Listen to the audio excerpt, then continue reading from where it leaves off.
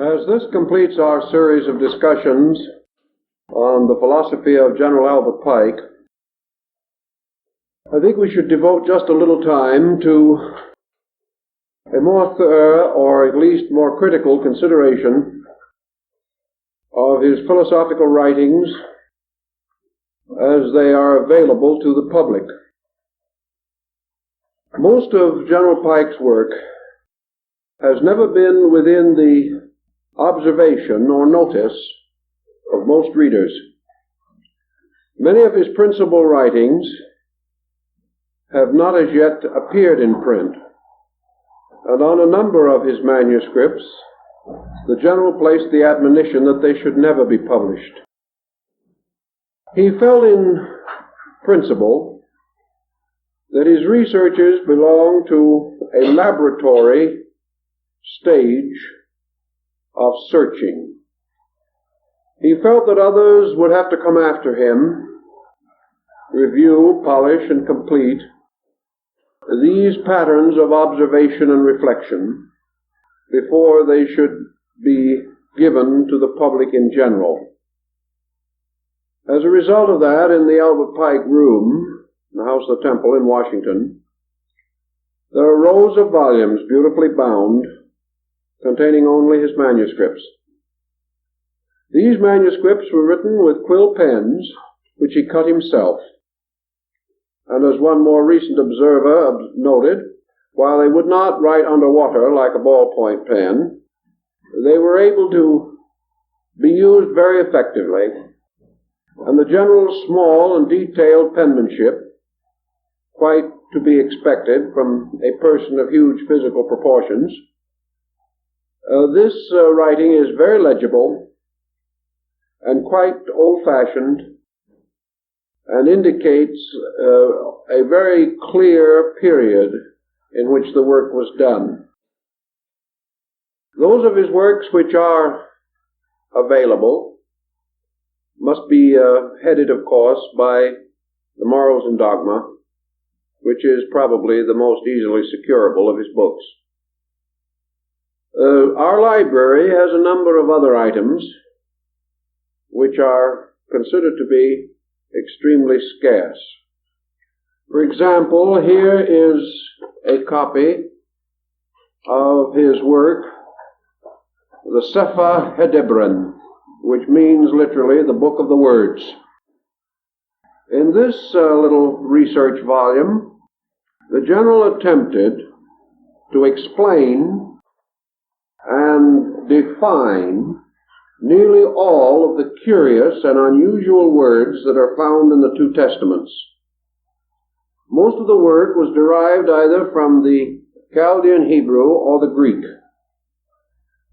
But Pike labored under the sincere conviction that proper names in sacred writings must be translated. That one of the reasons why we have made some curious and quite understandable errors has been that we have not realized the allegorical intent of many so-called or believed to be historical passages. Only by the study of the names and of certain particular words and terms are we in a position to actually discover the true intent of the message. Therefore, in this volume, the General examines such words as were used to represent God, Adam, Eve, man in general, the names of tribes and of countries, the names of heroes and of patriarchs. And he found his searching most rewarding, for he was able to point out the great number of instances in which the translation of the proper name immediately oriented the entire concept, released its locked significance, and in some cases rescued the reader from certain rather desperate literal situations such as the story of Jonah and the whale.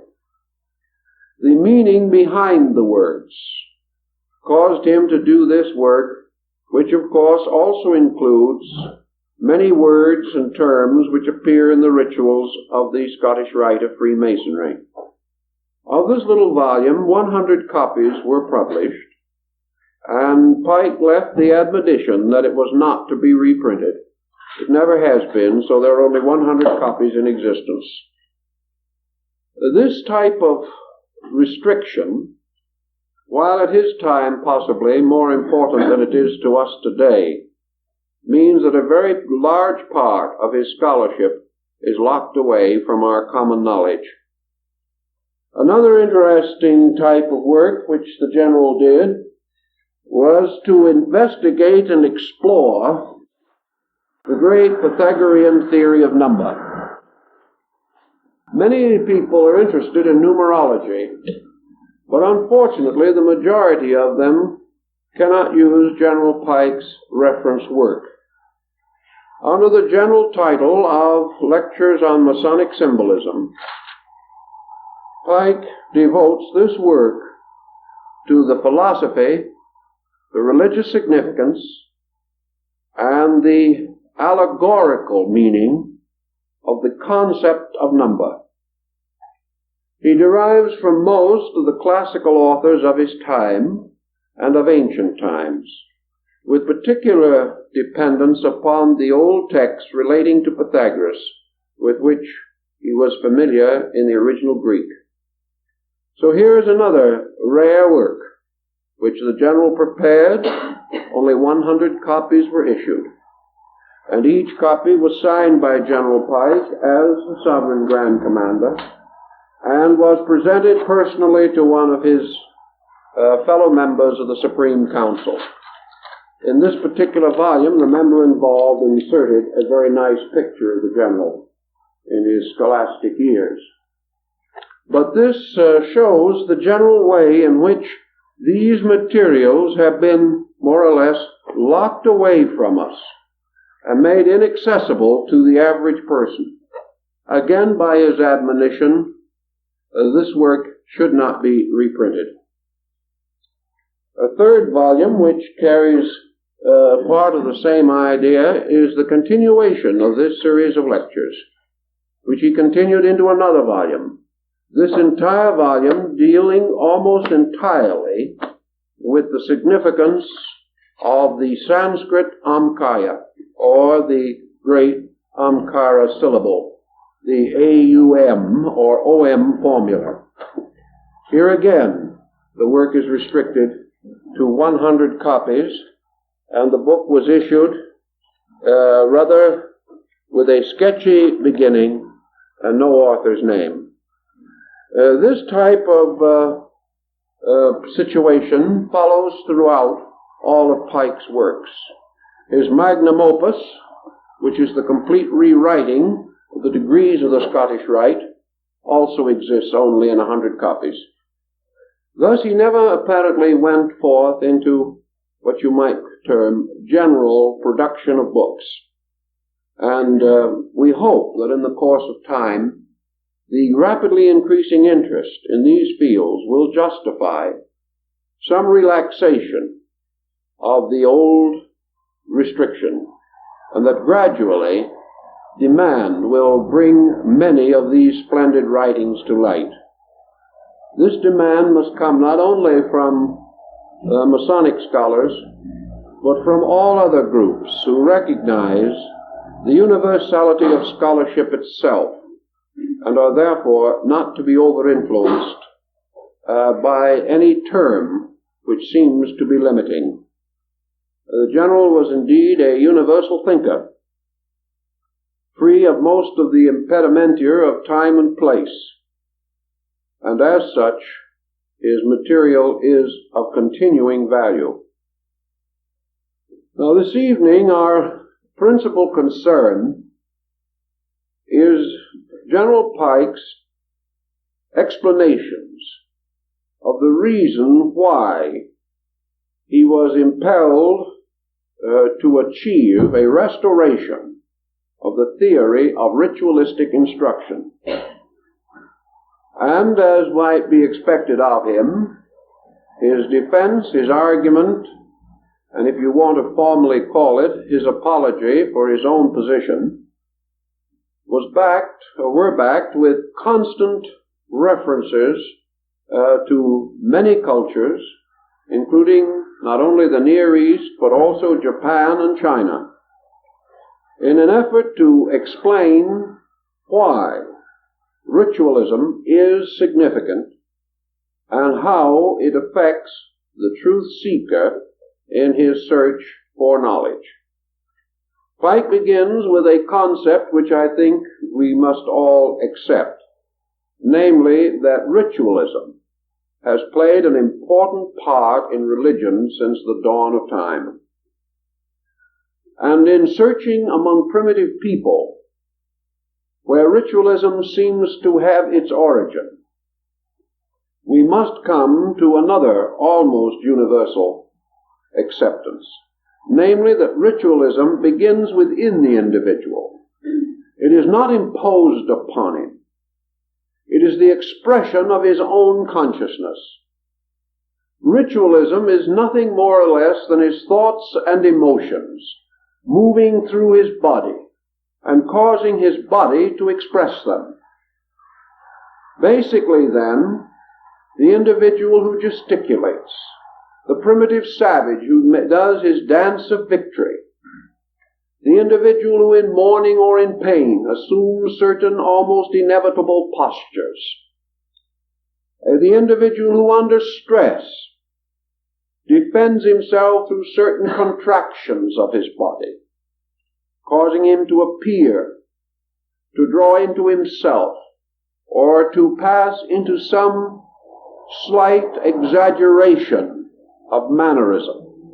These are all aspects of ritualism, for they are the transforming of abstract qualities of feeling and mentation into some visible, physical, symbolical equivalent.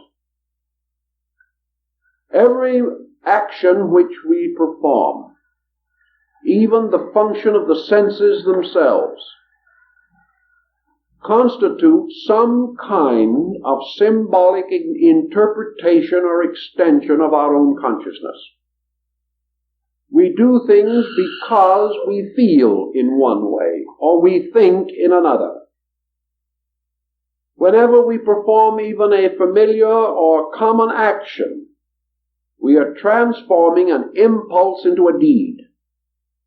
And because the body has certain natural functions, and has limitations upon the possible expression of itself, these manifestations take on stylization.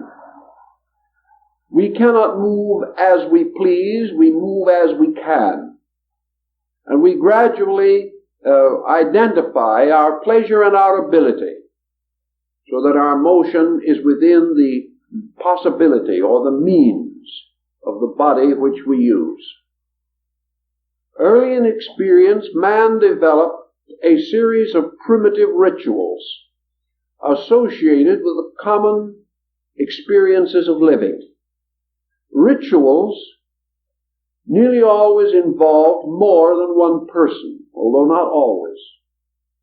And ritualism gradually began to take the form of a common action. Several individuals uniting in the performance of some particular pageantry of symbolical self-expression.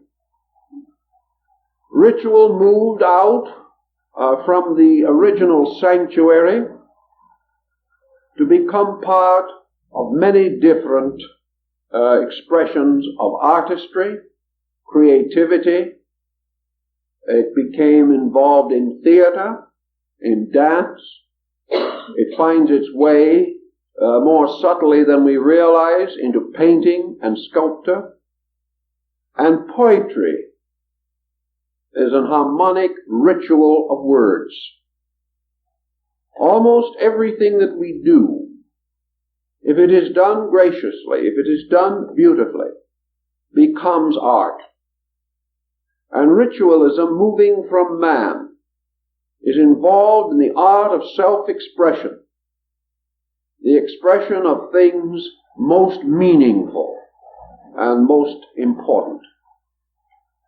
Ritualism, therefore, also shares to a degree with the meaning of glyphs, pictoglyphs, graphic representations by prehistoric human beings. Thus, a glyph is a form capturing an idea. A ritualistic procedure is an arrangement or a pattern or a device capturing a mood and peculiarly expressing it. We find this in music, where nearly any mood that we desire, particularly the Greek musical modes, may be drawn forth out of us because we are subjected to certain harmonic tonal patterns. To these we respond.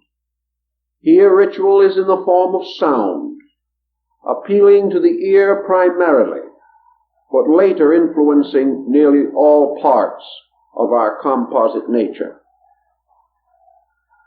Going into ritualism a little further,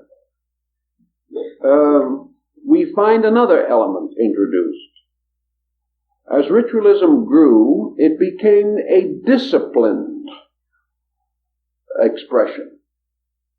Just as glyphs were simply not drawn as children draw them, without any sense of meaning, lines or forms upon paper. But glyphs had to have a certain figure or a certain stature in order to express a particular idea. So ritualism, coming under an orderly function of man, by degrees took the form of a kind of language of motion.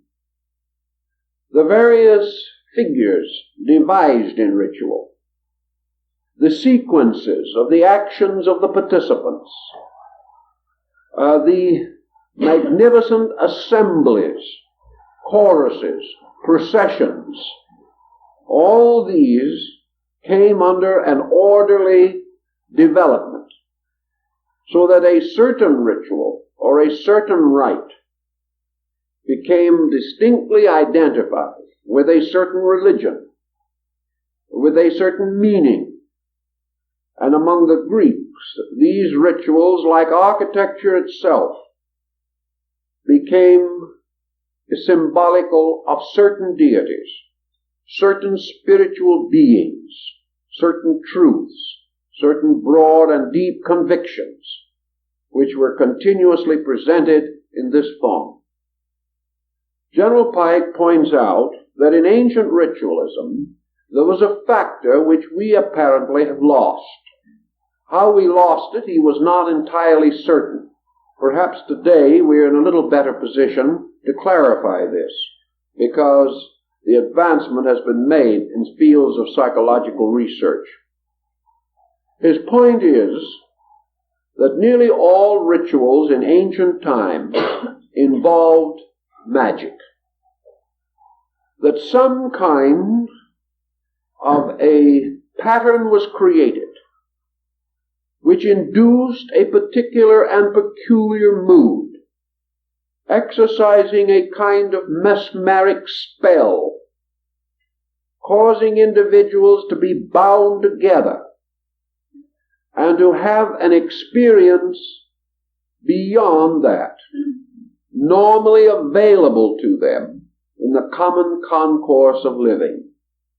Those of you who have attended the rain dances in the southwest part of the United States, up in one of those mesa villages, will have some concept of what Pike meant.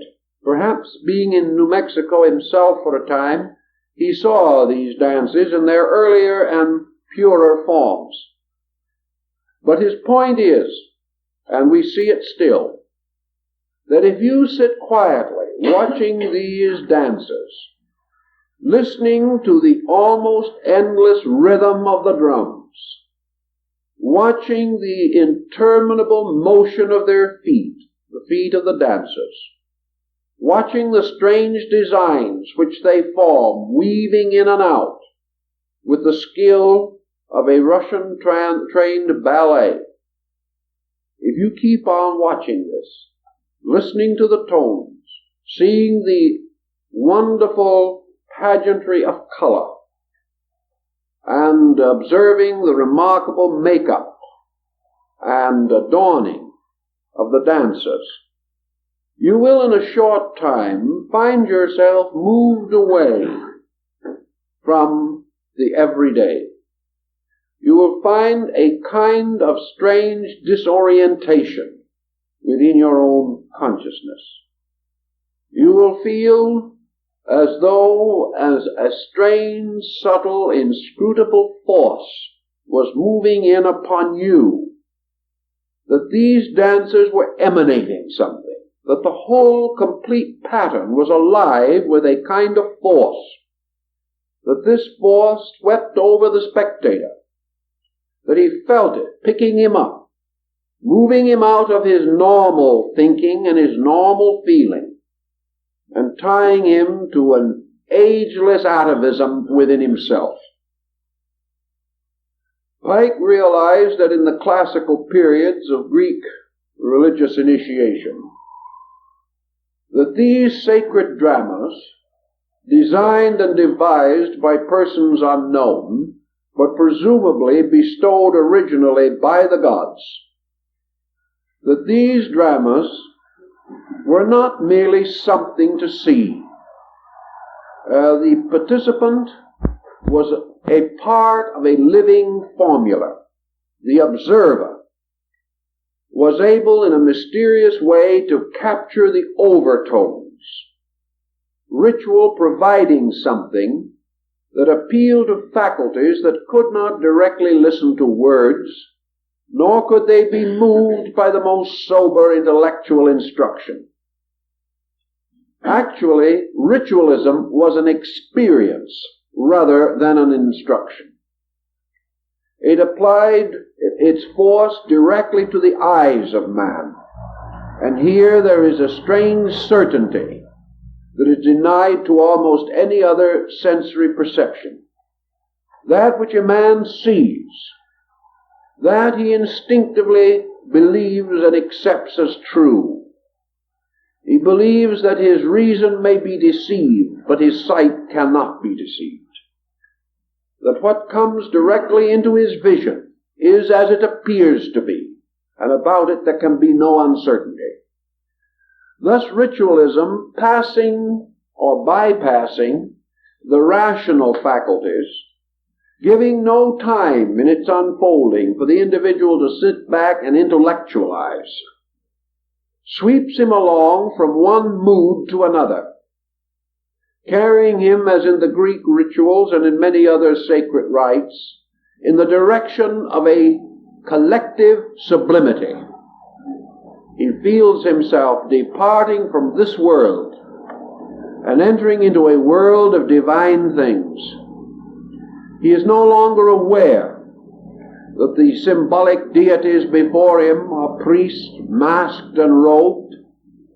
He is no longer aware that these rituals are taking place in a house built by men, and that their fantasy is enlarged by mechanical devices.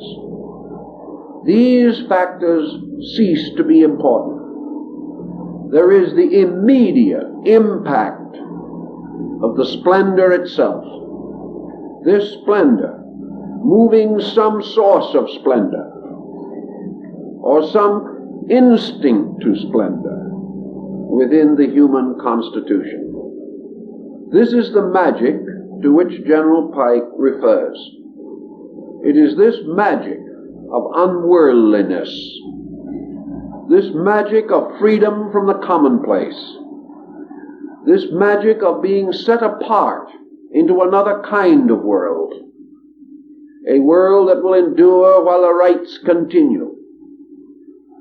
It is as though the candidate passing through these rituals actually did go to a different world and came face to face with beings and powers transcendent and remote. This ritualism inevitably affects the person. Civilized travelers wandering in primitive nations have felt the impact of it and have suddenly realized that their vaunted sophistry slips away from them, that the ritual moves in and the modern way of life moves out. Yet in the smug security of a non-ritualistic daily living, we do not feel this danger of being picked up and carried away into an ancient spell of some kind. Ritualism, because of this peculiar value or dimension of itself, is in many respects an almost perfect form of instruction. And in the great ritualistic mysteries, it combined with nearly every other sensory faculty in giving a new set of instruments by which the individual could be moved, could be caused to be inwardly animated, and could be impelled to forget himself, his daily concerns, the small projects which normally motivated him, and share again in the ancient ceremonies. Pike points out that nearly all rituals have psychologically been influenced by the motions of nature. That actually man, in creating these symbolic patterns, is following the law of universal motion. He is creating great sweeping dances, like the motions of the planets in the sky, the processions of stars moving forever above him, the motion of rivers flowing from their sources to the sea, the movement of wind in the field of tall, ripe grain. These things seem ritualistic. They seem to belong to currents and energies from which we are divided by our own particular and special ways of living and thinking. Also, ritual has a certain advantage over other forms of instruction, inasmuch as the word is unnecessary. Persons of different concepts, different backgrounds, different races can share in the common experience of rhythmic motion. Like art, painting particularly as it was used in the medieval religious life of Europe. The picture indeed tells more than 5,000 words. The picture is perfectly intelligible to the illiterate person or the stranger who cannot speak our tongue. He gains the same message because he is reading with his eyes not letters or words, but the symbolic restoration of processes or concepts. Ritual, furthermore, because it possesses a certain theatrical dimension, makes possible a strange and wonderful effect upon the mind through the distorting of literalities. Many things in their very literal ways are so commonplace to us that they do not move us. But the moment we create a situation not familiar, different from anything we know, we become lost in that situation because we cannot control it. The familiar situation we can control, but not the unfamiliar. Thus, the dancers in some ceremony may be our friends, even our relatives and members of our household. But when they are masked and regaled, and in various ways separated, so that our eyes see in them nothing familiar, nothing that we know, but only strange emblems of birds and beasts, this disorientation separates them from their human estate and gives them a significance apart from the common things which we know. Thus, ritual has a tendency to break through the walls which our training and our education have built around our imagination. Ritual releases the imaging power, the creative, imaginative imagery of our own inner lives. Ritual, then, is a kind of an escape from the prosaic into a world of fantasy, where even fairy stories can be true, where old legends and lore suddenly come to life, and where great principles, long observed but ignored, suddenly become undeniable. All these points have much to do with the descent of this ancient way of instruction.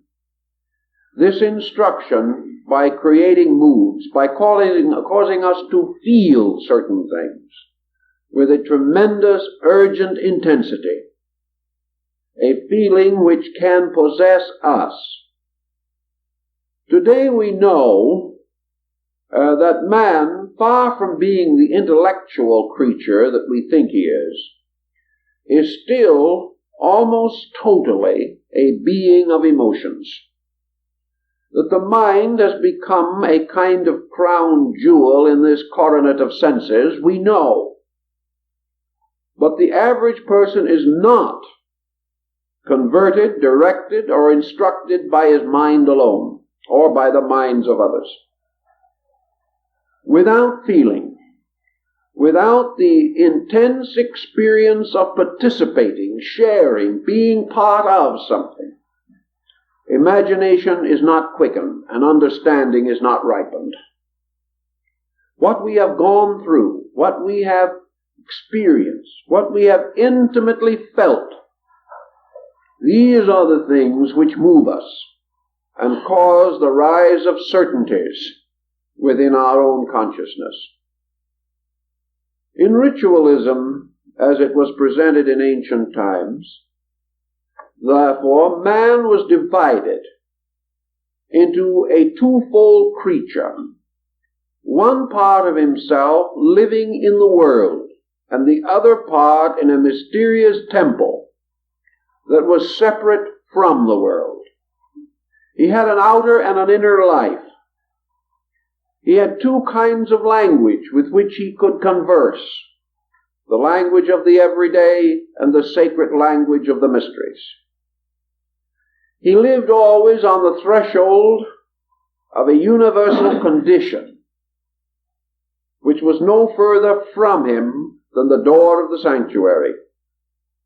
From his fields, from the marketplace, from the station or estate which he possessed, the individual walked through the great plumed archway of columns, and immediately he was no longer in the common world. This is an experience we are losing very rapidly, this sense of two-worldliness, this sense that ever near us is another world, ever different. Today, even when we enter into a place of worship, some way we do not usually get that sense of otherworldliness unless we enter into a great cathedral or some place so magnificent in its sanctity, in its artistry, in its mass, that we are simply swept off our feet.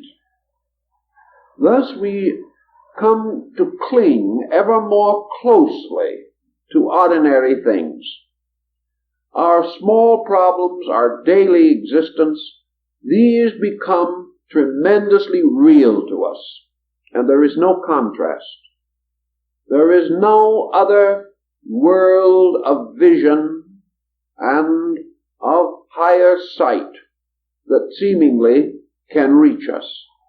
If we have vision at all, it must be from within ourselves. We do not know what it means to step with a few short paces from the world of man to the world of God. Now perhaps all this is rather physical. Maybe it shouldn't be that way, but at the same time it is that way, so we have to face it. We have to face this wonderful experience, the experience which we have lost when in a strange manner of some kind we sort of exiled the gods back to the sky and left them there. Today we look for them in very rarefied atmosphere.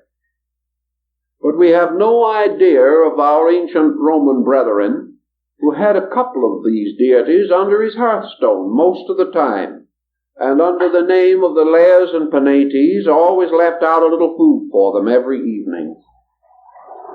He conversed with them, he told his troubles to them. Perhaps it was idolatry.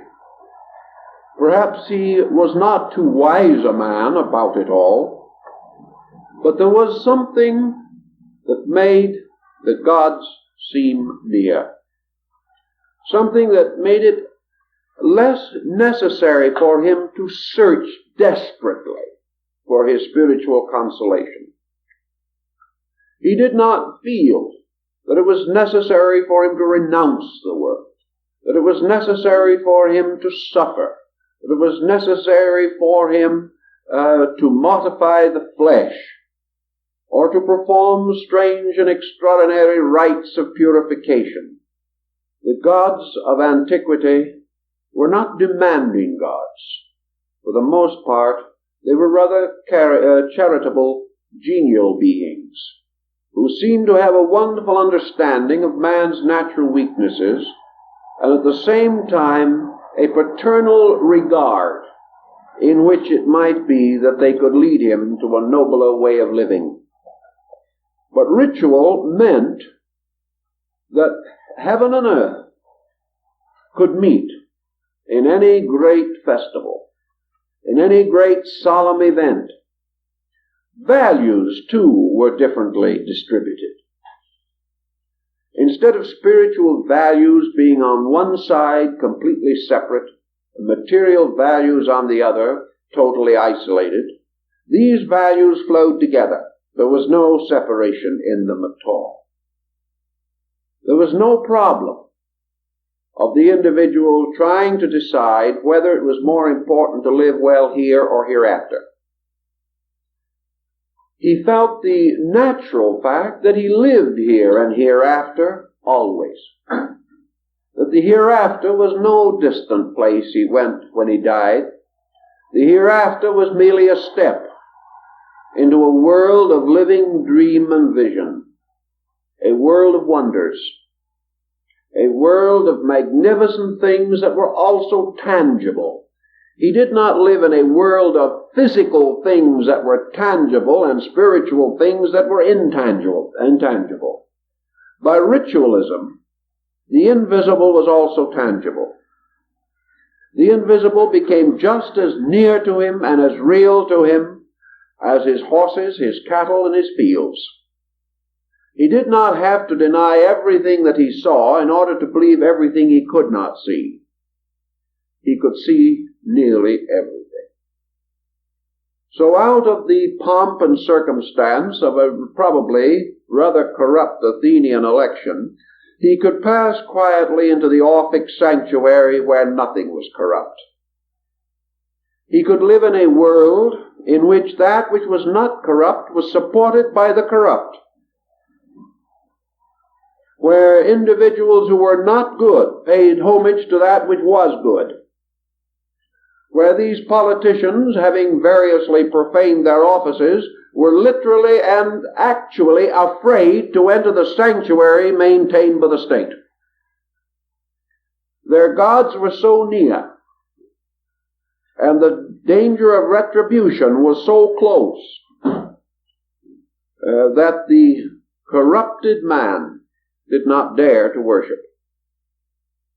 This is an interesting difference to our way of thinking. And yet this same corrupted man did not dare not to worship. He could not leave his faith behind, deny his immortal soul, and live as he pleased with a good hope. These things were not possible. There was an entirely different dimension of living. Unfortunately, some of the ancients have left to us a description or definition of some of these rites. Not complete, because such would have been contrary to their obligations, but in the mysterious nocturnal rites of Osiris in an island in the Nile, Iamblichus, describing the initiation of the Mother of the Gods, and many other similar passages, including the initiation described by Apuleius in the Metamorphosis, we see that all the thinking in connection with these great ritualistic processes, this thinking led inevitably to the temple. It led the individual, regardless of his natural passions or desires, to view the inevitable eternal significance of the sacred life.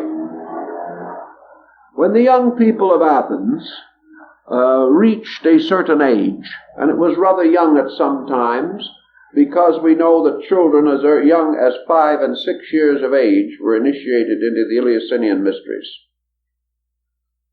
that these young people, starting out in life, perhaps not even yet in the public school, they were not taken to some place where they heard sermons or heard learned discussions of sin beyond their contemplation, or where they could learn some of the better lessons involved therein. These children were taken into the great spectacle of the gods. They realized that heaven and earth met in a tremendous homage paid by man to the eternal.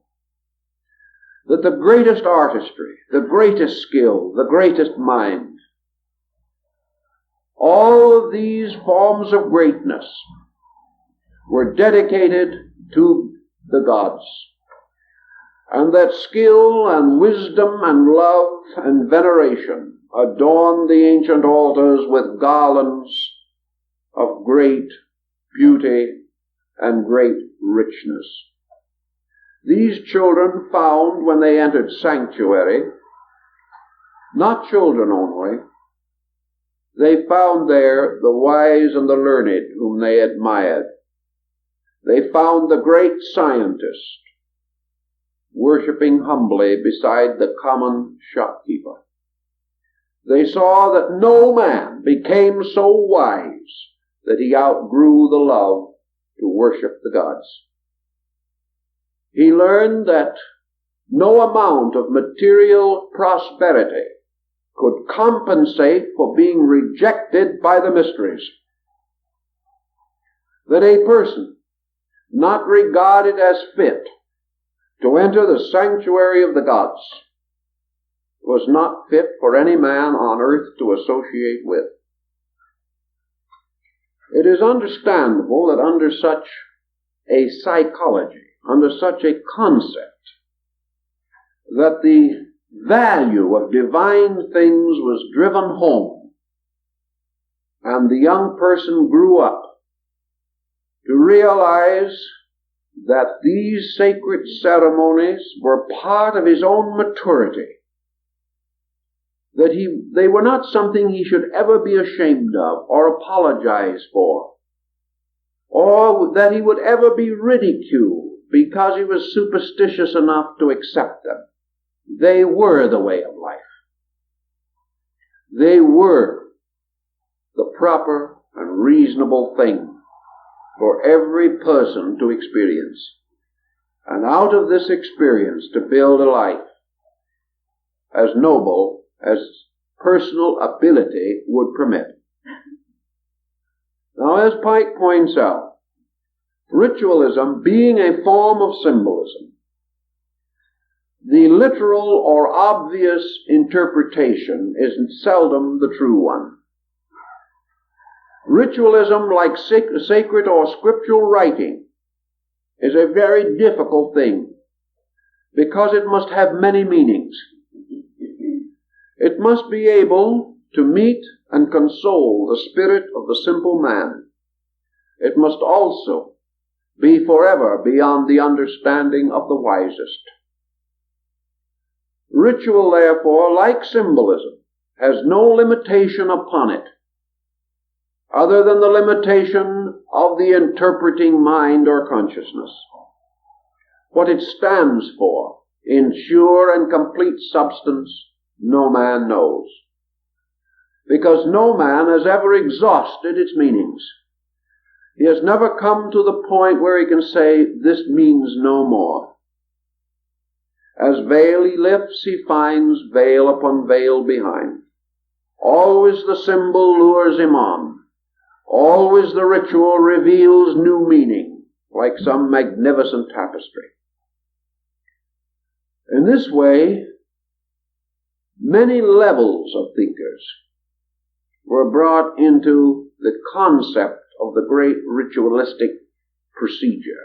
Hippocrates of Kos, the father of medicine, performing the rituals of initiation, beheld in the splendor of them the workings of God, the great physician. He saw all the elements of the great drama unfold in terms of healing.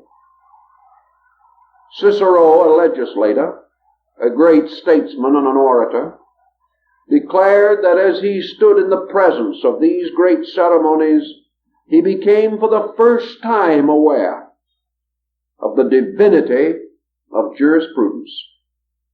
He stood in the presence of the ever-living, ever-moving harmony of universal law, and he recognized it. The rituals were lawful. They were the great unfolding of the principles of integrity in nature. A poet found in them the wonderful meters of great verse. The philosopher experienced in them the tremendous depths of metaphysical speculation. The mystic found there in the strange symbolism, the simple and open road to the heart of reality. Each brought himself. Each received that which was suitable to his need. The great drama of the gods went on, never pausing, always impelling the individual to the recognition of the total sublimity, the total sufficiency of the heavenly plan. Now, man, taking this mood upon himself, experienced something. He experienced certainties. Certainties perhaps which he himself bestowed, but which nevertheless remained certainties. He did not argue with learning. He did not debate with the wise.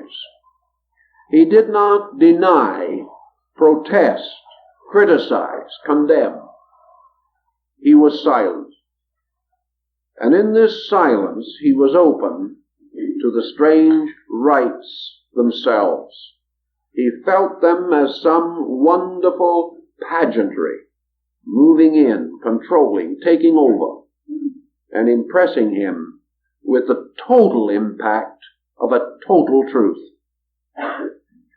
In this way, Pike felt that symbolism, through ritual, was of the greatest practical importance in education.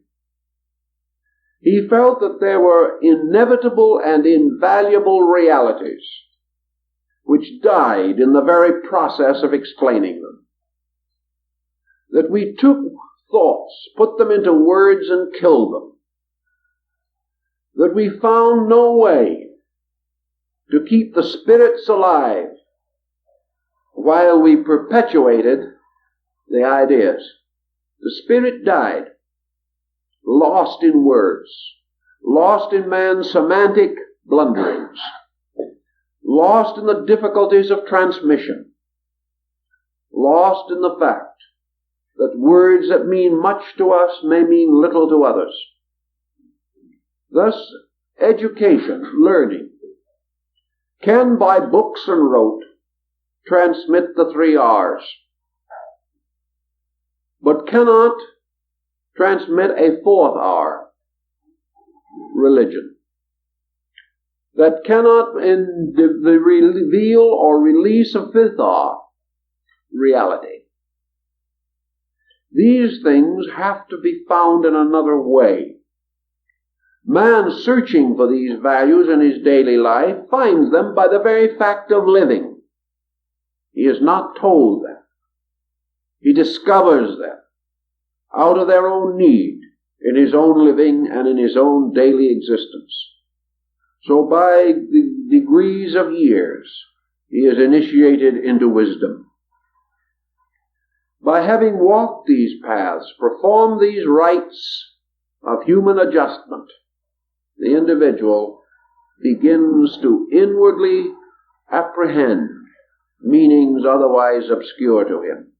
Thus the aged have passed through ceremonies that the young cannot know, and from these ceremonies and initiation have gained something in the name of maturity, which can only be learned by the doing.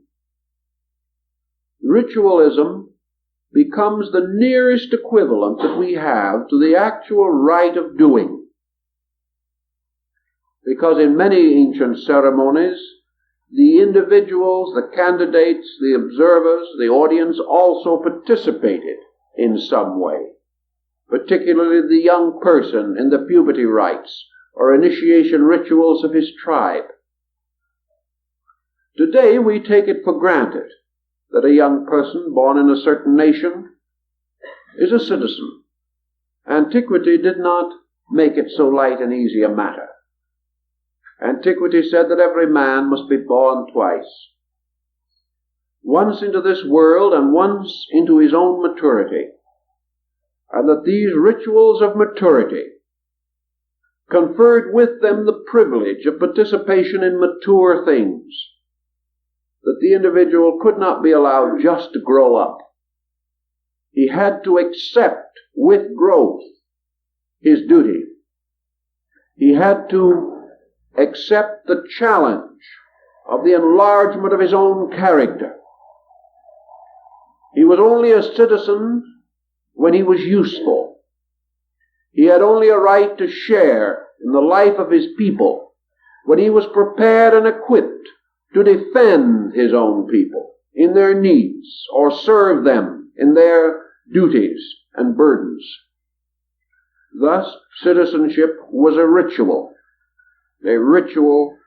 by which the young person not only passed over a bridge of time, but passed over it with solemn sacraments, and thus came into maturity dedicated by sacred ways and sacred rites, dedicated to the works of maturity, to the works of responsibility.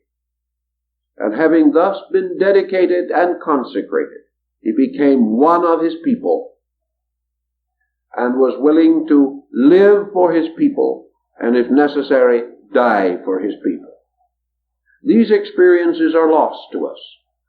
We cannot bring back the old times, nor the old ways of doing things, nor can we bring the mystery temples from their ancient ruins. We can, however, recognize something we should all know, and we should realize it every day. Namely, that there is in the midst of us today the legitimate descendant of ritual, and that is theater. Theater began in the sanctuary of Dionysus. Theater began as a presentation of the great mysteries. Theater was the ancient depiction of the way of heaven.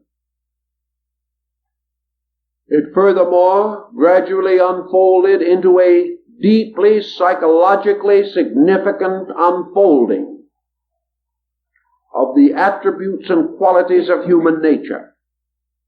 By theater, man vicariously experienced man, and every experience had to be sound, had to be right, had to carry within it the sacred responsibility of art. We know today the tremendous moving power of theater. We all experience the spell of great theater. We know that we forget ourselves and move into the play. We know that hours pass and we do not note their passing. That we are ushered into worlds and conditions previously beyond our conception. These things are part of ritual. Yet do we at the end find that theater still serves the ancient gods? Unfortunately, in most cases it does not. It has drifted away into a service of our own material instincts and emotions. It entertains us without informing us. It takes our time without bestowing a proper credit for that time. Yet it is here as one of the potentially powerful instruments of education and enlightenment.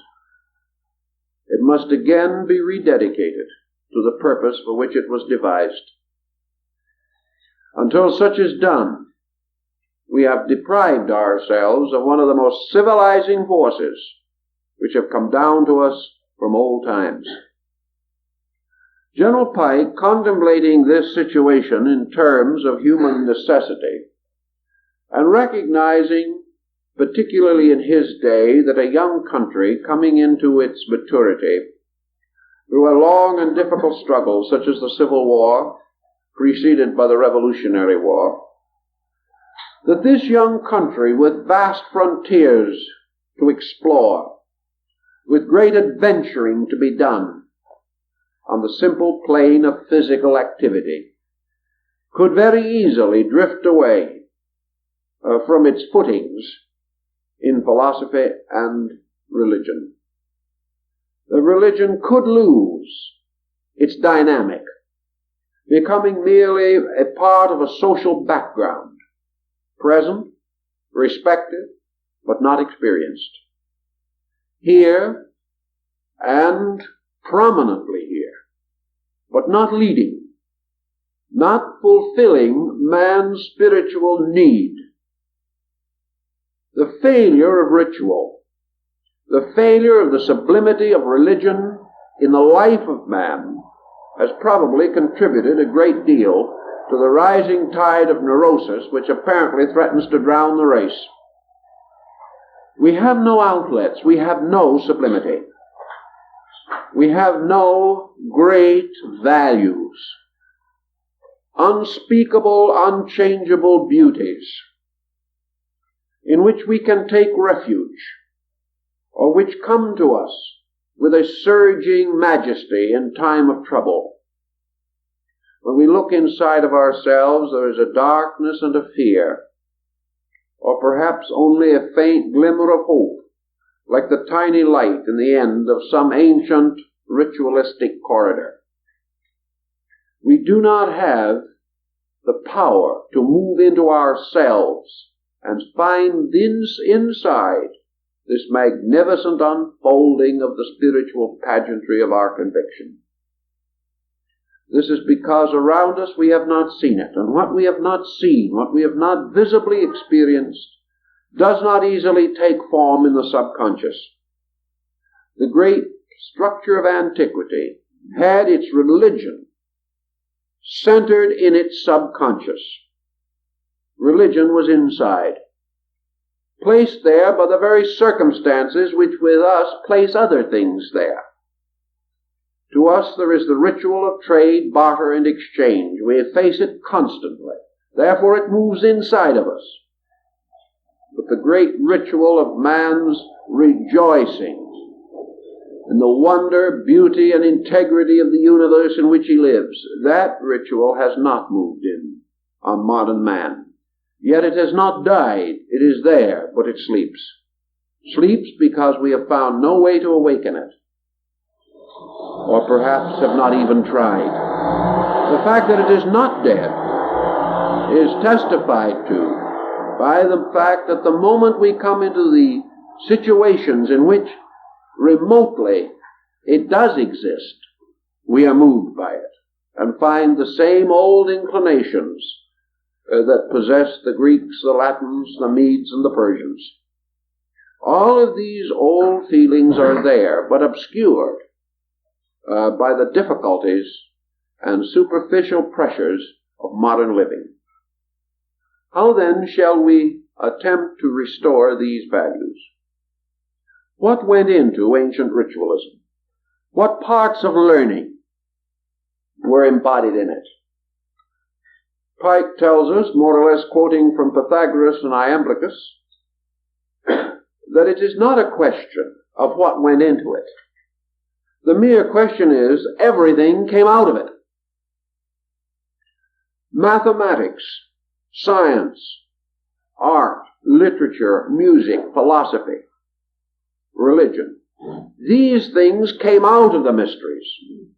They did not create these sacred rites. These sacred rites created them. Man, contemplating upon the mysteries, discovered geometry. Man, contemplating upon the mysteries, explained astronomy. Man, contemplating upon the mysteries, gave forth from himself music, dance, and art. Again, from the contemplation of the mysteries, he created law and medicine and navigation and architecture. These were the handmaidens of the mysteries. These great institutions, as they are called in the Chaldean oracles, were the ever-flowing fountains of man's productivity. Everything that he devised, everything that he invented, flowed from them. And that is perhaps the reason why practically every foundation we have in the world today, of any exact art or science, such foundations came from the period of the mysteries. And probably 9/10 of the world's great thinking, as we have it now, came from the time and the places where these mysteries flourished. We produced in the age of Pericles, when the great Greek rites were at their height, more scholars, more creative philosophers, more basic discoverers of principles than in all the rest of history put together. Because these things were drawn out by a great formalized concept of releasing creativity through the constant, disciplined stimulation of imagination. It is hard perhaps for us to really appreciate this situation, but it was real. I noted not long ago a discussion of mysteries, particularly relating to the Greek, in the most recent edition of the Encyclopedia Britannica, and it was rather pathetic. The question being whether or not the whole thing was any more than a cheap theatrical. Whether there was ever any reason why intelligent and civilized persons should have condoned such institutions. Are we to marry these thoughts with the ideas and principles and teachings of men like Pythagoras and Plato? Are we to assume that Plato was a charlatan or a stupid fool when he declared that when he stood in the presence of the great Hierophant of the rites, he was as a little child knowing nothing? Was he completely overwhelmed merely by velvet and golden sandals? We cannot imagine that such is the case, nor can we imagine that the greatest and most creative minds of all time passed through these rites and afterwards enriched the world as no other group has ever enriched it. We have had many composers, but Pythagoras discovered the scale by which we compose. We have had many astronomers, but Ptolemy was the one who gave us the great concepts of mathematical patterning by which we developed the astronomical theory. We have used these things in many ways, We have had countless doctors through the ages, and for 2,000 years and more they have taken their solemn obligation by the Hippocratic oath, an oath dedicated to the gods, an oath written and conceived 400 years before the Christian era in a pagan sanctuary. These principles, these great ethical patterns, have come down to us from those who had received the mysteries. Obviously, then there has to be something, however we wish to regard it. And in terms of more rationalistic psychology, leaving away for the moment many of the great and perhaps extravagant overtones of the old time, we are still face to face with the sober fact that these institutions were the great clinics of man's normalcy. They were the great hospitals of his soul. And indeed, these mysteries were the mothers of heroes, from whose womb came forth the teachers of the world. We need something.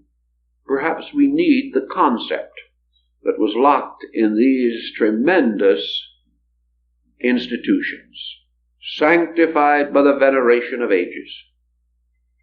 This whole concept could be and must be revived in some way, not carrying with it something from the past, but moving into the future on the basis of the mystical experience made available to man through the unification and rededication of his knowledge, his vision, his wisdom, his hope, and his faith.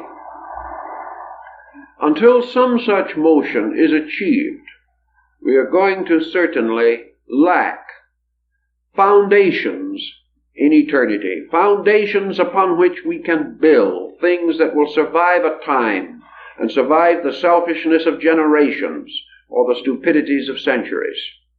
There has to be this great basic thing. Now, many religions today, in modified form, have perpetuated rituals. Most of these rituals have been abridged, cut down, to favor the haste of man.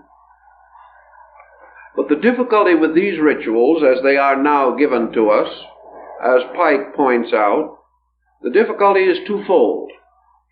First, in the course of time, most of these rituals, through abridgment, through reforming, which is sometimes only casting things out of all form, through the reinterpretation by sects and various groups and creeds, the rituals have lost their ancient solidity. They have lost their ancient authority. They are now perpetuations of pretty patterns, which those performing do not understand and those observing do not comprehend.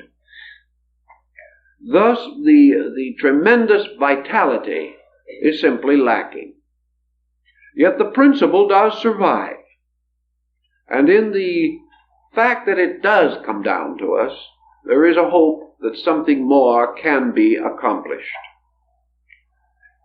Realizing that all of the arts and sciences flowed from this source, we perhaps can think of the words of Socrates to the effect that a man may outgrow his teacher, but he can never outgrow his natural respect and regard for one who has shown him the way. We may outgrow the past, but we do not outgrow the need to respect its accomplishments, even if we wish to move them into a larger framework. Thus, in the ritualistic part of life, we have need for restoring certain of these daily values. Now, what is the difference between a ritual and a commonplace activity? The principal difference seems to be that a ritual is purposed, and that in the attainment of its purpose, It makes use of discipline. The dancer, wishing to be a great artist, must pass through a long and trying period of discipline, becoming perfect in technique, in order that the technique shall no longer be visible. If it is visible, the perfection is not there. The great musician does not wish to be regarded as a magnificent technician. He wishes to possess the technique by means of which he can appear to be without technique, but so complete in his control of his instrument that it moves with him and obeys his every instinct and every impulse. Thus it is not the purpose of great artistry to produce the evident artist, but to produce the total artist, evidenced only by the quality of achievement, rather than the technical means by which it is accomplished. Ritual is then a disciplined use of natural instincts, natural impulses, in order that they may present a meaningful pattern for our own amazement or for the informing of others. In India and other countries, we have hand postures and body postures. And we also have sound formulas, by means of which ancient symbolic rites are perpetuated. We have the mudras, the positions of the hands, the hand, finger, and body postures. We also have the mantras, the sacred groups of syllables, the garlands of sounds, by means of which the gods of the ancient Vedas liked to be worshipped. These were disciplined formulas, and they all remind us of one thing, that worship is discipline, and that worship, to become meaningful, must be impelled by a regard great enough to make labor worthwhile, that the discipline must be voluntary, that it must be because the end is so noble and so important that any struggle to achieve it is as nothing. Therefore, in the concept of ancient ritual, the perfection of it was due to the incredible dedication of peoples to these sacred ceremonies, for which they prepared themselves by purification and by the most exacting disciplines of body control, even as great as that of yoga or the Vedantic systems. Everything had to be right, because it was worship, and who worshipped poorly could not expect the gods to be attentive. In worship, therefore, this disciplined procedure gave us the religious dance. And all ritual consists of two great procedures. One is man's offering to the gods. It is man recognizing his dependence, recognizing his need, his eternal and unchanging requirement. And this requirement was always the same, that the gods of ages must be nigh unto him, that only when he walked hand in hand with God could he walk surely and safely. Therefore, the great ritual was a presentation of his need, a statement of his dedication, a bringing to the altar of the best of himself and the first of all things in his life. And the second expression of the ritual was the revelation of the law in living, the revelation of the sovereignty of good, man's tremendous exaltation in the simple realization that he lived in a divinely regulated world. that it was his right and his privilege to walk with the gods, that they were present, that he need ask nothing for himself except that he might understand. There was no need for him to demand anything or plead for anything. It was a simple childlike thought or concept underlying it, the great faith in the presence of the parent and the great rejoicing that is born out of the realization that that faith is true. These were the two great things. Man quietly reaching out his hand to the invisible deity that governed him. And then, in his heart, having found that deity, performing the great rites of rejoicing, of exaltation, of crying forth the sheer joy of having found the faith and having felt within himself that he did live in the presence of an eternal light and that there could be no darkness. Thus the rituals primarily performed these functions. They represented man reaffirming his allegiance to God, and then reaffirming God's perfect working in the universe and in his own life. These ritual pageantries, therefore, gradually, as Pike points out, took on Pythagorean definitions.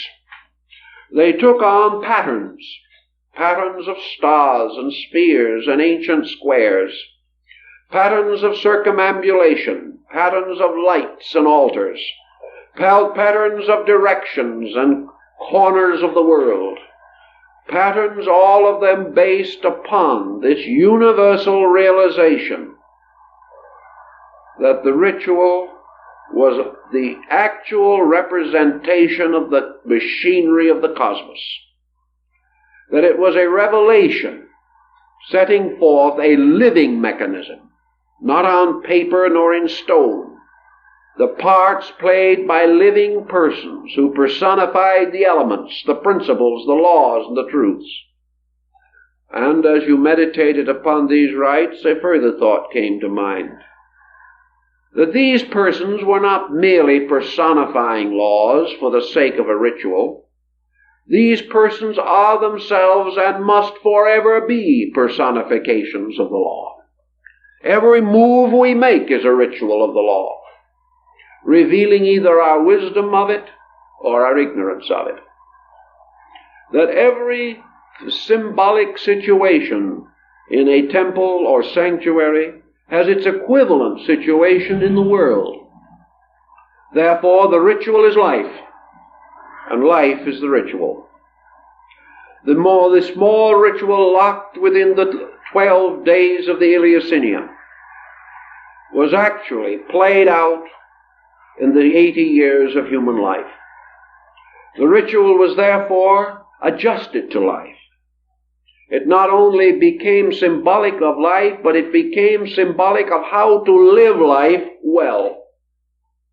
Who followed the ritual in his conduct found the gods.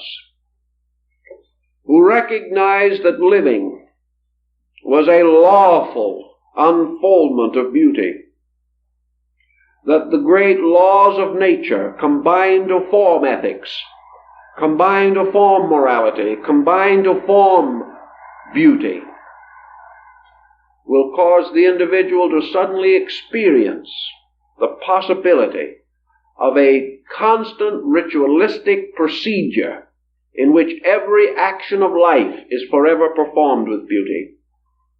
That the individual no longer breaks the ritualistic formula of his own conduct. We could not imagine in the midst of a high mass some petty, trivial thing breaking in and disrupting this sacred atmosphere. Nor can we really understand why man, himself a divine being, fashioned in the image of a creating power, endowed with the attributes of a spiritual, universal integrity, should suddenly become selfish, narrow, bigoted, fanatical, that he should transform his benevolence into hatreds, jealousies, and envies, and in this way destroy that thing most necessary to himself, as Plotinus explains in his essay on the beautiful. Actually, a beautiful life is a perfect ritual. And all ritualistic living is living in beauty, living in rhythm and harmony, rather than in strange discords and broken chords and dissonances. The ritual then became the symbol of living. It became the symbol of gracious living. It pointed out that there is a divine way of doing everything. Just as there is a divine way that makes the corn to grow. Just as there is a divine way that brings the child into the world. Just as there is a divine way which meets sorrow with consolation. Everywhere in everything there is a divine way. That divine way is the sacred ritual, the sacred dance, the sacred arts and sciences with their perfect keynotes and keyboards. Thus, the divine way is the service of the beauty of inward motion. Instead of the individual stalking through life like some puppet on high boots, the individual moves graciously through life like the flowing robes of the Kuan Yin or the Lady of Mercy of Eastern wisdom. Here these beautiful figures, ever gracious, their bodies and their robes flowing in perfect rhythm and harmony, are symbolic of the simple way to live, the simple experience of continuing graciousness of conduct, all motion being a movement of beauty within man, beautiful because man moves from beauty, harsh if man moves from harshness. In this way, the ritual carries us into the great principle of initiation. All over the world, as Pike points out, the sanctuaries of the old rites have disappeared. In a few places they linger on, in perhaps some instances with vigor, often with only a dwindling continuance of their ancient way. But gradually out of all of this has come forth the concept of the new sanctuary, the new house of initiation, the new temple of the mysteries, vaster and more splendid than the ancient temples of Eleusis and Samothrace. This is indeed that tremendous temple whose spanning arches are the clasped hands of comrades.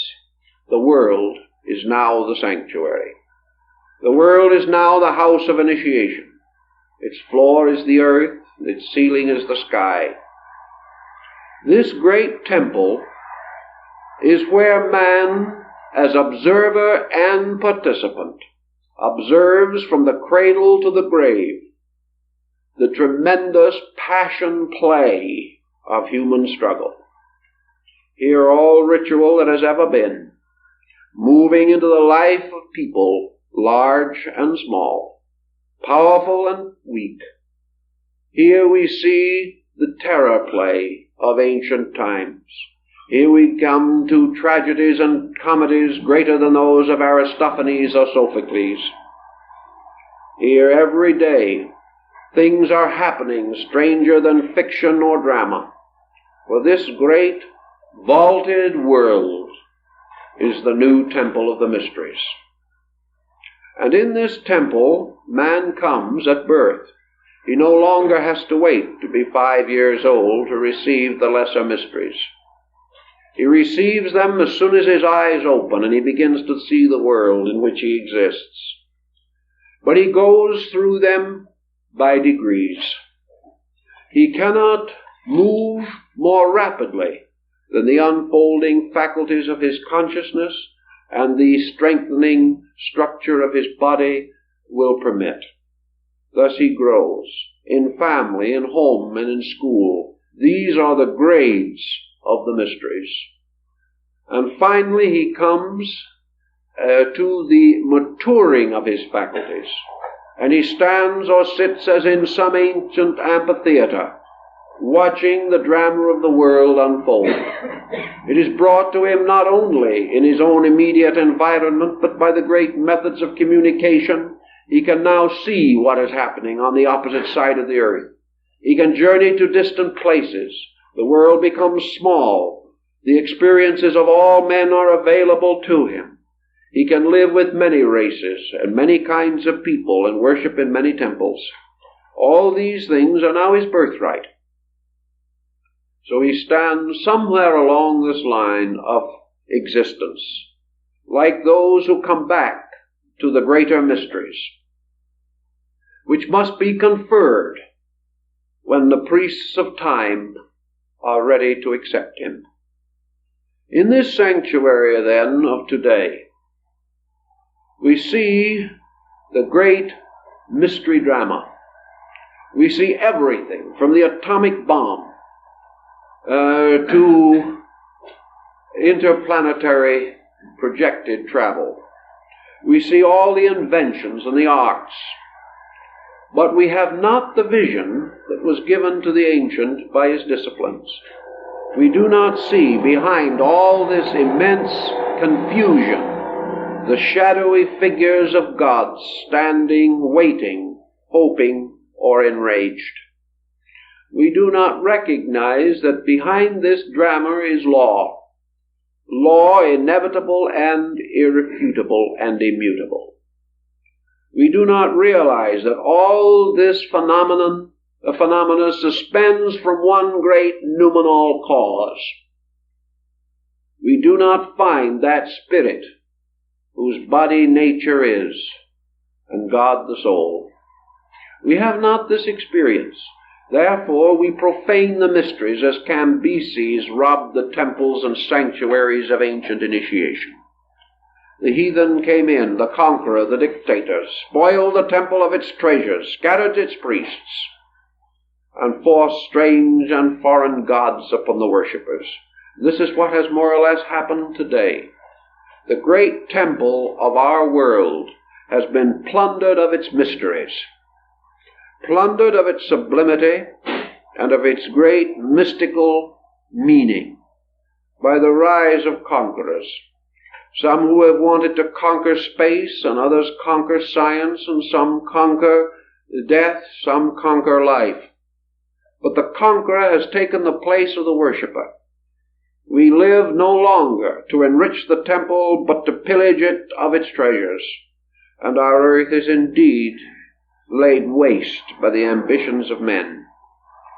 So our civilization, like some ruined sanctuary of the past, may become only a wrecked and shadowed thing if we continue in our present courses.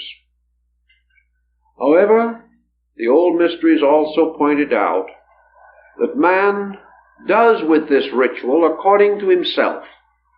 What he brings to it, he receives from it. The measure with which he understands measures the way in which he will be understood, and vice versa. Thus, between modern man and the true vision of this thing, there is no more than those few steps that separated the marketplace of Athens from the sanctuary of the mysteries. There was only a few steps, and man must take those steps in some way.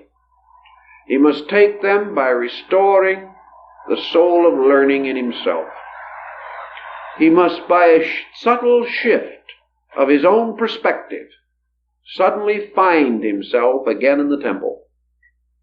He is not in a factory. This world is not an institution. It is a sanctuary. It is not some strange prison or place of exile. It is not some terrible, pressing burden upon the spirit. It is a sanctuary, but we do not know it.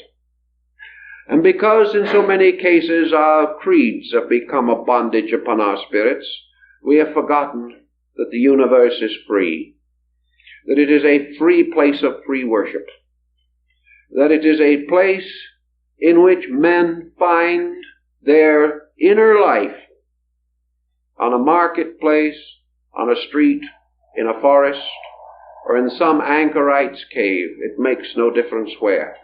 But they are forever in the presence of the great ritual. The ritual that science examines in test tubes and under microscopes. The ritual that electronic science seeks with its mathematical formulas, all research projects, all these things are explorations by ritualistic means into ritualistic mysteries. All the rest is of a seeming. This is of the fact. And each scientist today pays homage to the ancient gods because he does not dare to perform an experiment which is contrary to law. The law holds him, and he cannot escape it.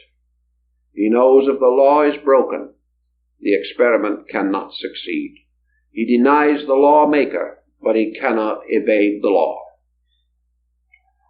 If then in this thinking we find Pike's point of value, then by being taken into a house of initiation, into some sanctuary of rites, into some secret body of those bound by obligations, and there perceives the unfolding of some ritual of hoary antiquity, this individual may, perhaps, if he has a sheer genius in his spirit, and in this case the genius means a good daemon or a spiritual protector, perhaps a guardian angel, but if he has this spirit in himself, he suddenly finds in the unfolding of the temple ceremony the key to his total living.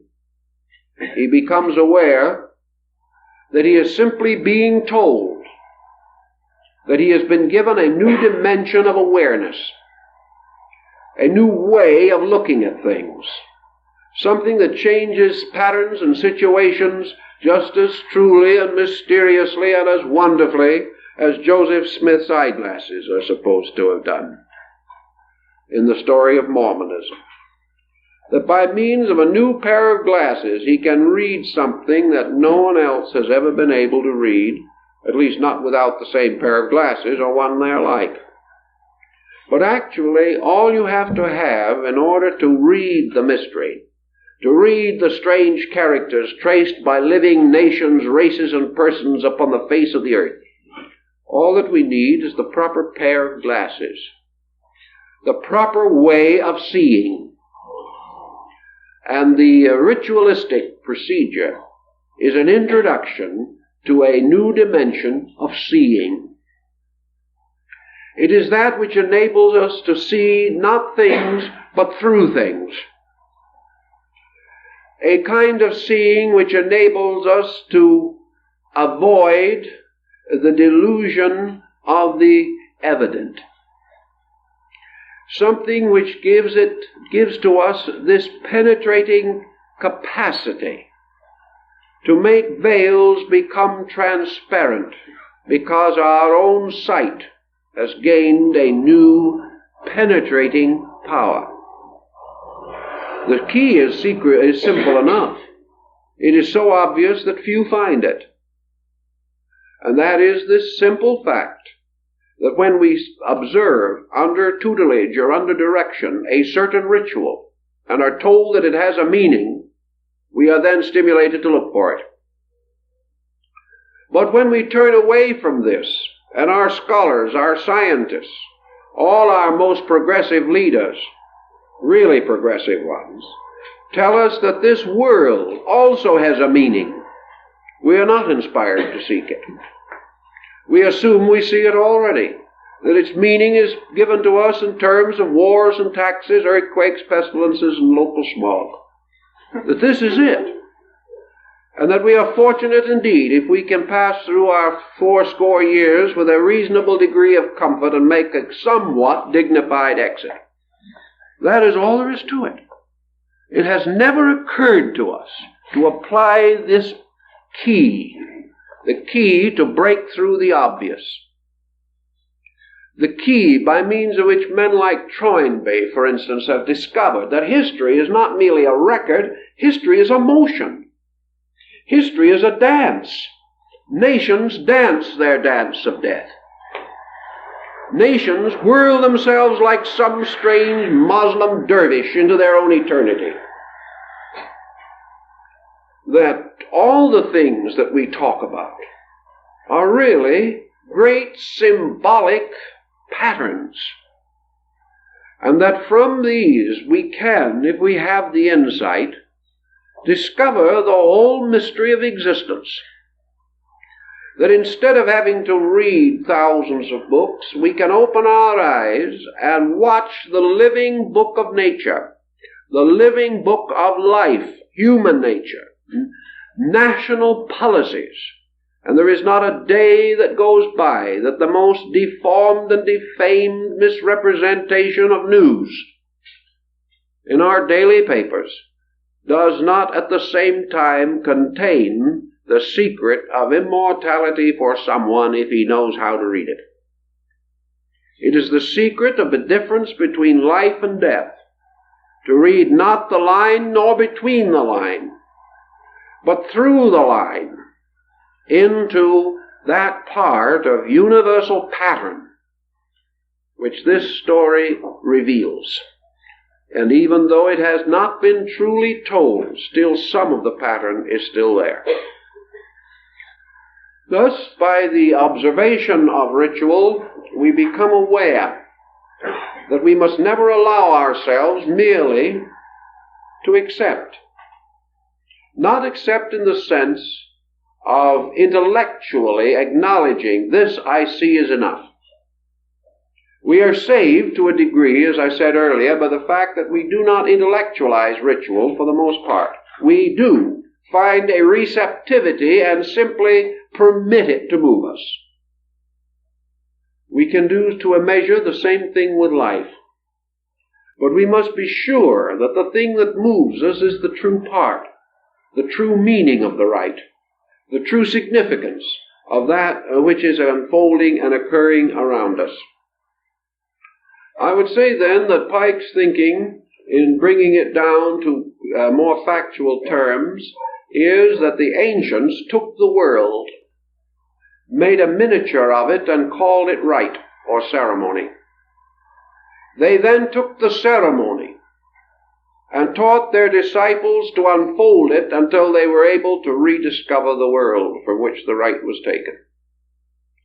The ritual or ceremony was greatness captured in a miniature pageantry, and man, beholding the miniature pageantry, could move through it into the greatness for which it stood.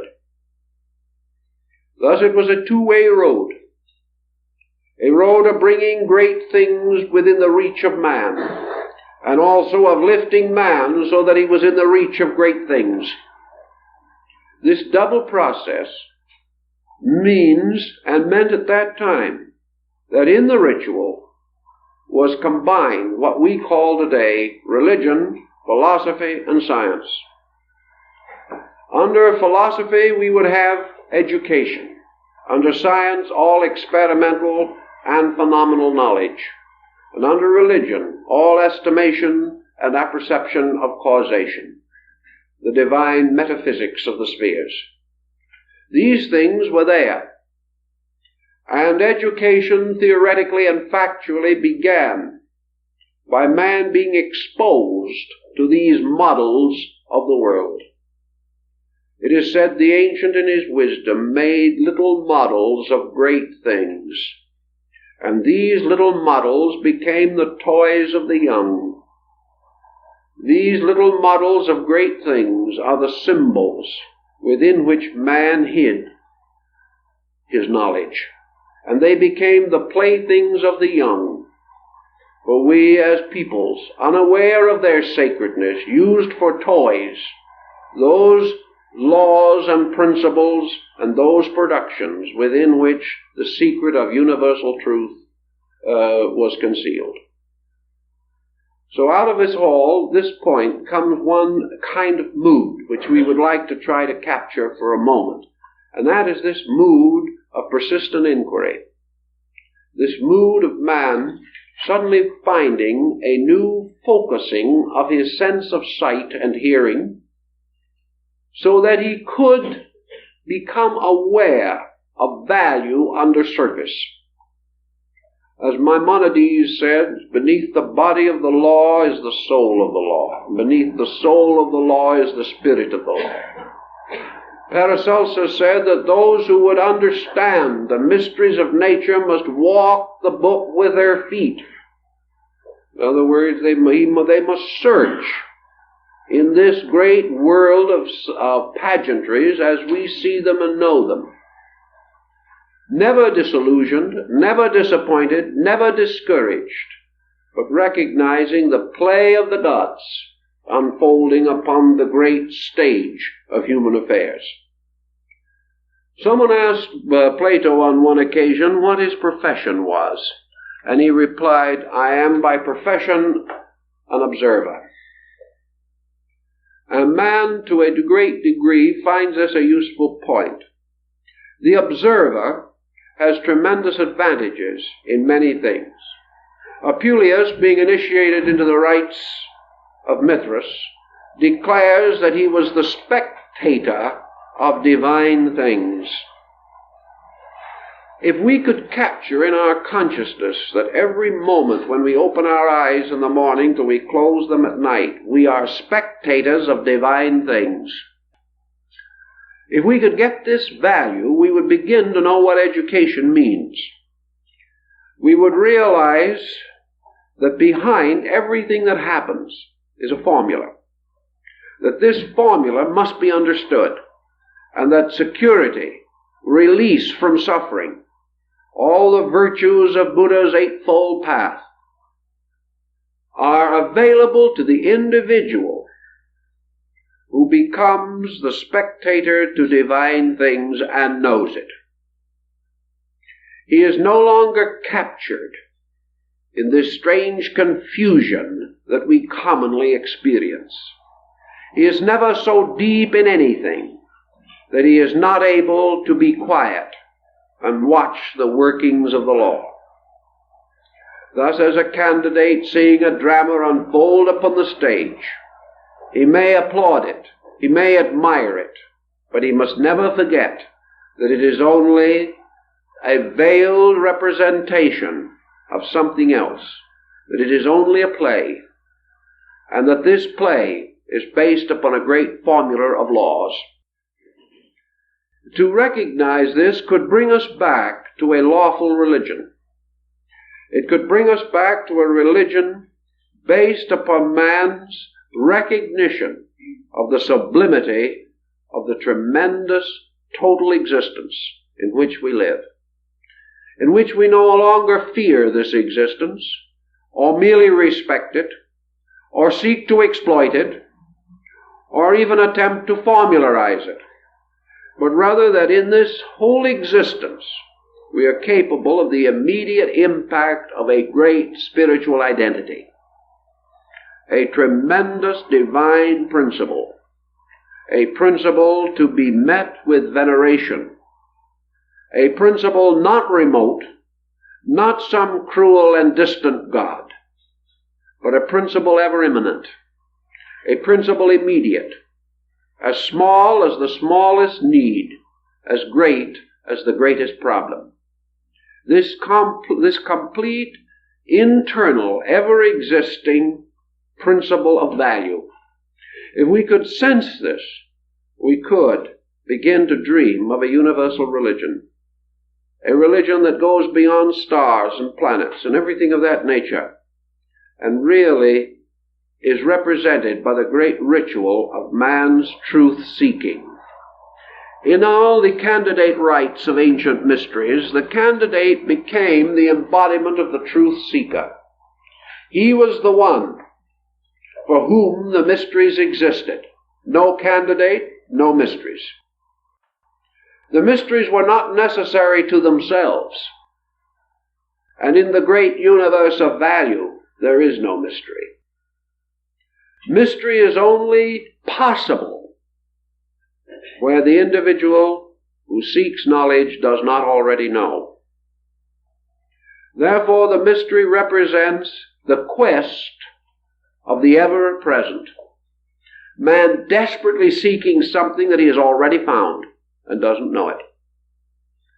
The individual seeking in the furthermost for that which is already his in the innermost.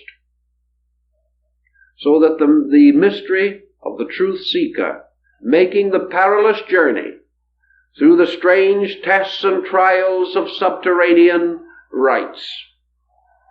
This is only the story of the journey of the human consciousness toward the awareness of its own eternity.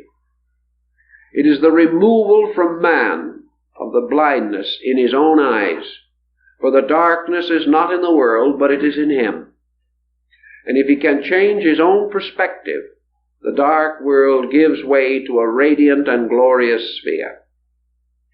Now, many individuals will say, like the rituals of old, that some of the rites were cruel and terrible, and that the candidate was exposed to terrific tests and trials which were more than flesh could bear, and that it might well happen that the candidate would not survive, but failing in the mysteries would never return again to the world that he had known. These symbolic statements were not so different from life. For every day we see people who seem to fail. We see persons who have gone a little way and can never return to the life that once they knew, yet they do not seem to be able to break through into that fuller life they need. We can also constantly visualize in our mind terrible monsters, ogres, dragons, and horrible fire-belching fiends guarding the way to peace. And we feel that this nation or that discovery or this individual is the adversary of all good, and therefore that we must, like some Siegfried of old, slay this dragon with the sword of our detachment. All this is ritual. Ritual thinking on the part of man. Ritual that has never realized that behind the mask of the monster is the kindly face of one of our own neighbors. It is hard for us to realize this. Harder still when we see this apparently kindly person doing what appears to be terrible things. And as far as we know and as he knows, they are terrible things. But behind all these terrible things, there must be a just law. If there is not this law, then all our faith is in vain.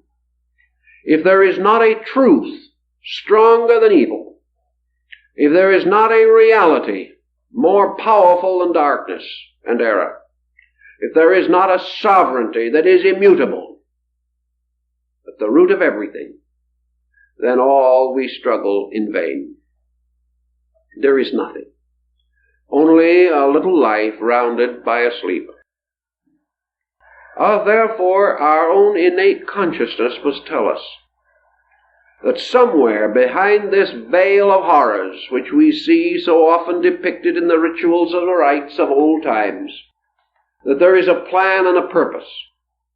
We are reminded, of course, in this of the great thought in the Bhagavad Gita, where Krishna explains to Arjuna why he must go forth and fight the good fight on the battlefield of life. Krishna explains to the young prince that actually birth and death, living, departing, hope, fear, hate, war, misery, pain, all of these things are like strange shadows that come and go but have no substance. That behind all of these things there is truth, supreme, inevitable. That death is not real and never can be. It is only a seeming that we have accepted as real because we have no glasses with which to see the truth. That wrong is an appearance, not a fact. That behind all injustice stands an eternal statue of justice that cannot be moved. And that everything we call injustice is so named because our own understanding is less than our need. That nothing happens, not a sparrow's fall, but it is within the law. And that this law is not a law of vengeance, but a law of life, a law of eternal good. It is up to us to find it. It is not up to us to shake our fists against the heavens. It is up to us to find the truth, to end this long candidate existence by taking the trials, passing through, and coming finally into the adytum of the temple, there to see our brothers who have gone before in their robes of blue and gold, waiting to receive us and to assure us and reassure us that we have wakened from a sleep of error into a light of truth. That all this horrible monstrosity which we have fashioned and perpetuated with our ignorance dies when ignorance dies in us. And that just as surely as we come through a valley of shadow, so surely we have within ourselves the capacity to live together in the light of peace.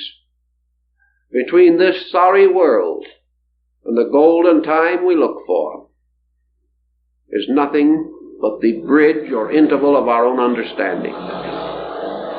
When we really know life to be the natural, spontaneous obedience to principle, man moving with the gods, then life and ritual become one. The symbol and the substance are no longer divided, and all this wonderful pageantry is revealed with its true purpose, that it must show the man the way, and that this way was anciently taught in the mysteries, and that this way comes down to us now as ancient instruction, applicable to the greater mystery of daily life. And if we use the ancient wisdom and apply it to the life of today, we shall find that we can successfully pass through the rituals and come in the end to that new birth in time by which we are born into the maturity of ourselves and return once more to the family of the enlightened, from which, as the hymn of the robe of glory tells us, we once departed. So man, descending into ignorance and rising therefrom again, his story is the ritual. And out of the ritual and the story, he gains the key to the conscious restoration and resurrection of himself. This is the concept behind Pike's understanding of ritual. And he believes that any presentation by means of which these facts can be driven home to us will not cause us necessarily to be ritual perfect or ceremony perfect, but will cause us to move to the recognition of the greater right, that the great mystery is the one that man masters through the use of wisdom as a key to unlock the unknown, and through virtue, through beauty, through grace, and through consciousness, he gains this wonderful sword, this Excalibur, this blade of the enlightened will, by means of which he can protect himself. And as the Knights of the Grail expressed it, the younger knights used the blade of this sword to fight dragons. But when the wiser knights face the great adversary, they reverse the blade, and holding up the cruciform hilt, discomfit the evil one with the symbol of eternal life, so that the sword no longer cuts, but becomes again the crux ansata, the key of life, and the will that no longer cuts and is reversed and held up as the symbol of consciousness becomes the master keyword, the lost word of the ritual. These facts and points lead on to many things, but perhaps we have captured in some small way the concept underlying Pike's desire that we should recognize the dignity and eternal significance of ritual. Thank you very kindly.